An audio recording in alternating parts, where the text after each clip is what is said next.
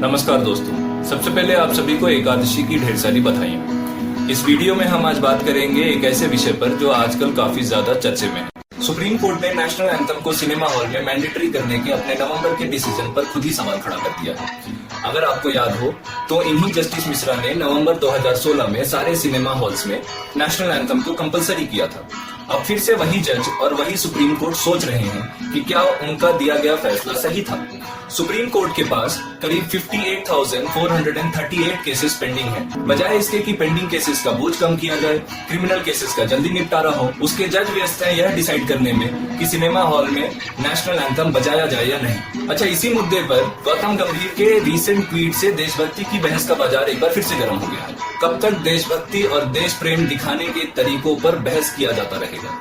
एक तरफ जज कंफ्यूज्ड हैं, सरकार खामोश है और जनता है कि देशभक्ति और देशद्रोहियों को ढूंढने में ही व्यस्त है। अगर सिनेमा हॉल में नेशनल एंथम बजाने से देश प्रेम और आपसी भाईचारा बढ़ता है, देश में महिलाओं की स्थिति सुधरती है, लोग धर्म जाति की सदियों पुरानी परंपराओं और नफरत को अगर भूल जाते हैं, तब तो इसे पूरे देश में दवाई के माफिक सुबह दोपहर शाम नाश्ते और खाने के बाद कंपलसरी कर देना चाहिए। दिक्कत ना नेशनल एंथम के बजने से है, ना ही उसके रेस्पेक्ट में खड़े होने या ना होने पर। दिक्कत यह है कि देशभक्ति का यह बंदूक केवल सिनेमा हॉल्स के कंधों पर ही रखकर क्यों चलाया जा रहा है। एंटरटेनमेंट के लिए जाने वाले लोगों के लिए जब नेशनल एंथम मैंडेटरी हो सकता है, तो विधानसभा और पार्लियामेंट में क्यों नहीं, सरकारी ऑफिसेस, इवन प्राइवेट ऑफिसेस में भी क्यों नहीं। 1962 में इंडिया चाइना वॉर के दौरान इसे कंपलसरी किया गया था, पर लोगों के इग्नोरेंस और एंथम से पहले हॉल खाली होने के कारण 1975 में इसे बंद कर दिया गया। अजीब तरीके के लॉजिक दिए जा रहे हैं आज सोशल मीडिया पर कि अगर आप अपने फेवरेट रेस्टोरेंट के सामने वेट कर सकते हैं, अगर आप टिकट के लिए घंटों लाइन में खड़े रह सकते हैं, तो 52 सेकेंड्स नेशनल एंथम के लिए क्यों नहीं। यहाँ बात 52 सेकेंड्स की नहीं है, यहाँ बात है मॉरल पुलिसिंग की।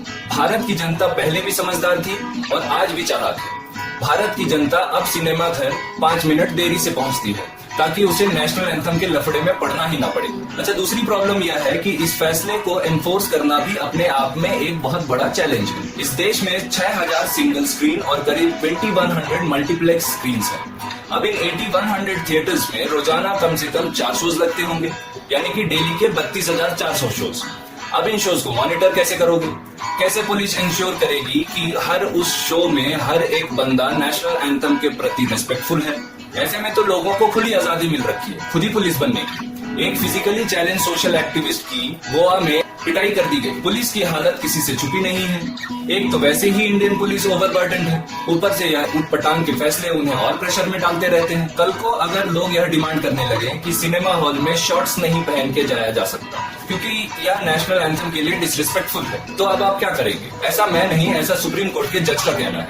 आखिर इन सब का अंत कहाँ है? कहीं बीफ के नाम पर देशभक्ति चमकाई जा रही है, तो कहीं नेशनल एंथम का इस्तेमाल किया जा रहा है। अगर सरकार के पास ऐसा कोई आंकड़ा है जो यह एस्टैब्लिश करता हो कि नवंबर 2016 के बाद देशभक्तों की संख्या में या देशभक्ति के नेशनल एवरेज वेट में इजाफा हुआ हो, तो उसके दस्तावेज हमारे सामने रखें। विरोधियों के भी मुंह बंद हो जाएंगे। देश में मुद्दा होना चाहिए ड्रिंक एंड ड्राइव। क्यों आज भी भारत की सड़कें अनसेफ हैं? क्यों आज भी जनता हेलमेट पहनने से कतराती है? क्यों आज भी रेलवे फाटक के दोनों ओर लोग सड़क जाम कर खड़े रहते हैं? क्यों देश में महिलाओं के खिलाफ बढ़ते क्राइम्स पर बहस नहीं हो रही है? जब एक लड़की का बीच सड़क पर रेप हो रहा होता है, तब कहाँ छुपे होते हैं ऐसे देशभक्त? मेरी नजर में भारत का हर व्यक्ति देशभक्त है और इस मुद्दे पर अब कोई बहस नहीं होनी चाहिए। देश में और भी कई इंपॉर्टेंट इश्यूज हैं, जैसे कि इलेक्शन, राम मंदिर, हमें उन पर फोकस करना है। आपसे बस यही एक गुजारिश है कि अगर कोई नेशनल एंथम बजने के वक्त बैठा हो, तो कम से कम उसके बैठने की वजह जान ले। हो सकता है कि वाकई में कोई एक ठोस वजह हो। आप अपनी देशभक्ति जोर शोर से दिखाइए, पर किसी की देशभक्ति पर शक मत कीजिए। आपके फीडबैक्स और कमेंट्स का इंतजार रहेगा। हमसे जुड़े रहने के लिए आप हमारे चैनल को सब्सक्राइब करें। आप हमसे फेसबुक और ट्विटर के माध्यम से भी जुड़ सकते हैं। नमस्कार।